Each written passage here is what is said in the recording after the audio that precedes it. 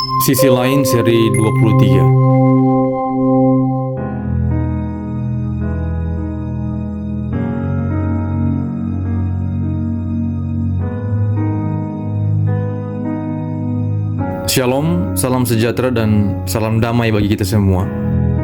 Saudara-saudara yang diberkati Tuhan, Allah punya tujuan untuk mengubah kebiasaan buruk yang dilakukan oleh orang yang dibuang atau dalam pembuangan, seperti marah, kesal, menyerah, depresi, dendam, dan mengutuki keadaan, menjadi sebaliknya. Allah memerintahkan orang-orang tawanan tersebut untuk hidup dengan normal, seolah-olah mereka bukan orang buangan. Selain alasan mereka dibuang karena dosa, Allah punya maksud menempatkan mereka di situ untuk mempengaruhi keadaan dan mengubah keadaan di situ, di kota itu. Yang sangat familiar ada Daniel, Sadrak, Mesak, dan Abednego adalah orang-orang buangan yang berhasil memberi pengaruh dan mengubah keadaan. Dengan setia mereka mewujudkan kesejahteraan di Babel. Meskipun mereka harus hidup melayani pemimpin mereka dalam pemerintahan sebagai penasehat, tapi mereka tidak mengikuti nilai, kepercayaan, tingkah laku, dan kebiasaan orang-orang Babel atau bangsa Babel, melainkan hidup benar, hidup lurus, dan tetap melayani di tengah-tengah pembuangan. Mereka tidak pernah kompromi kepada Allah. Saudara, ayat-ayat dalam pasal ini masih berlaku bagi orang Yahudi sampai saat ini, sampai detik ini. Saudara lihat, ada banyak orang-orang Yahudi yang tersebar di Eropa, di Amerika, di mana saja. Mereka selalu ada paling depan. Mereka banyak menempati berbagai posisi penting di dunia ini, dalam bidang ilmu pengetahuan, kedokteran, budaya, dan bisnis, dan lain-lain. Bahkan ada fakta yang menyebut segala sesuatu yang dilakukan oleh bangsa-bangsa lain dapat dilakukan dengan lebih baik lagi oleh bangsa Yahudi. Mereka betul-betul mensejahterakan kota, bahkan lebih luas lagi di dunia ini. Bapak Ibu yang dikasihi Tuhan, sepertinya tidak fair atau tidak berimbang kalau tema mengusahakan kesejahteraan dan berdoa untuk kota ini yang ditujukan untuk kita di zaman ini, kalau tidak kita bandingkan, apalagi tidak kita jelaskan dalam khotbah-khotbah, dengan keadaan yang terjadi pada Yehuda di saat pembuangan. Kenapa? Karena keadaannya sangat jauh berbeda. Bangsa Israel adalah bangsa teokrasi. Setiap kali berbuat dosa, mereka dibuang atau Allah memakai bangsa lain untuk menjajah mereka. Ini sudah terjadi sejak zaman di Mesir. Mereka bertobat dan dibawa masuk ke tanah perjanjian. Tapi buat dosa lagi, akhirnya dibuang lagi ke Babel. Setelah 70 tahun, baru balik lagi ke Yerusalem. Nah, saudara, Israel atau lebih tepatnya Yehuda, mereka tidak pernah menginginkan hidup dalam pembuangan. Pembuangan yang terjadi di Babel ini sangat menyakitkan bagi Yehuda. Mereka sangat menderita. Mereka stres, sakit hati, dan mental mereka sangat tidak baik. Di Babel ini, mereka sebagai tawanan, atau dalam tanda petik, mereka ini disandra di sana. Babel bukan kampung halaman mereka. Tapi tiba-tiba mereka diperintahkan Allah untuk mendirikan rumah, membuat kebun, mencari atau mengambil istri dan berketurunan, mengusahakan kesejahteraan kota dan berdoa untuk kota. Sementara itu bukan tempat asli mereka. Ini situasi yang sulit Bapak Ibu, karena mereka terkendala dengan banyak hal. Terkendala dalam hal bahasa, dalam hal budaya, tradisi, kebiasaan-kebiasaan. Mereka punya kepercayaan yang berbeda dengan Babel. Mereka sembah alat, sedangkan Babel tidak. Mereka memulai hidup bukan dari nol lagi. Mereka memulai hidup dari minus, karena serba tidak ada, serba kesulitan, banyak kendala dan sebagainya. Saudara bayangkan, seberapa sulit perintah Allah ini untuk dilakukan Yehuda. Berbeda dengan kita saat ini.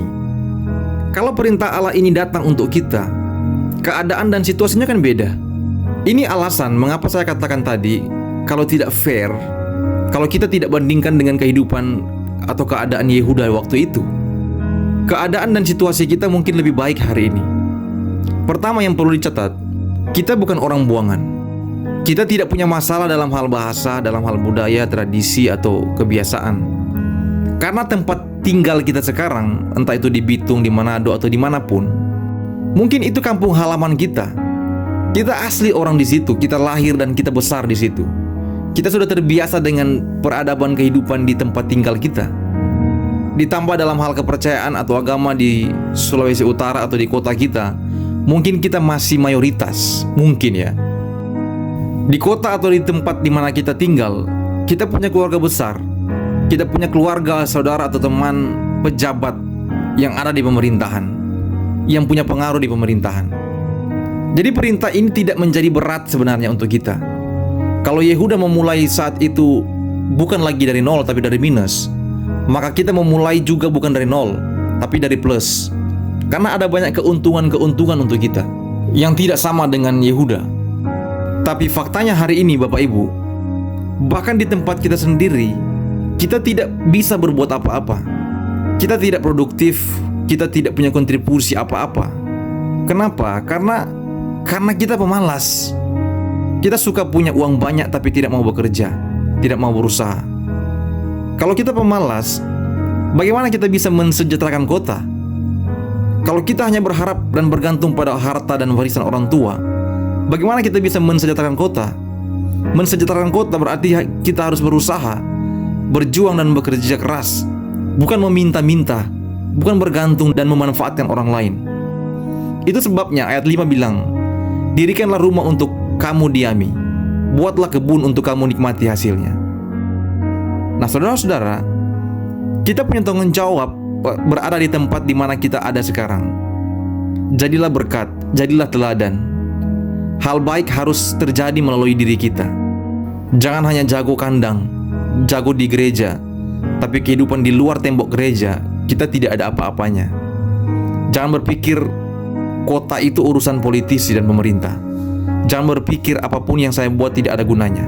Saya bukan siapa-siapa, jangan. Sekarang kita berpikir, saya kan bukan pengusaha, saya bukan orang kaya. Sedangkan di gereja saja saya bukan siapa-siapa, di kolom bukan apa-apa, apalagi di pemerintah. Bapak Ibu, kita berarti dan kita berguna. Mari kita konsisten mendoakan bangsa dan negara, provinsi dan kota di mana kita tinggal. Mendoakan pemerintah-pemerintah, pemimpin-pemimpin kita di eksekutif, di keamanan, TNI, Polri, legislatif dan yudikatif, agar mereka berhikmat dan bijaksana, agar mereka bersikap adil dan bertanggung jawab, berani bicara kebenaran dan membela kebenaran, tidak mencari keuntungan, tidak serakah, tidak sekikir, tidak korupsi, tidak terikat dengan berzinahan, selingkuh dan lain-lain. Sebab ini stigma bagi personal pejabat. Kita doakan yang terbaik untuk mereka. Mengusahakan kesejahteraan kota tidak mungkin tanpa doa, tapi doa akan menjadi percuma jika tidak ada tindakan nyata. Warga gereja, mari lebih peduli. Jika kita tidak mau tahu, maka peran kita sebagai orang percaya semakin tidak nampak.